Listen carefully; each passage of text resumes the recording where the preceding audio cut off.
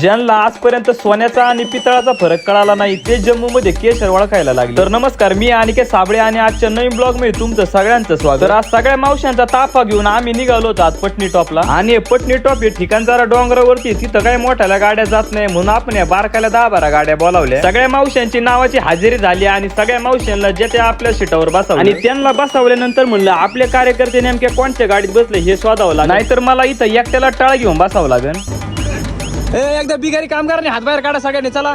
आणि आमच्या कार्यकर्त्यांना त्यांच्या अपेक्षेपेक्षा भारी गाडीमध्ये बसवल्यानंतर एक कार्यकर्ता काय म्हणतोय ते पहा। एसटीत बसायची सवय लागली यांना, एवढ्या भाड्या गाड्यांमध्ये काय बसवलं तुम्ही?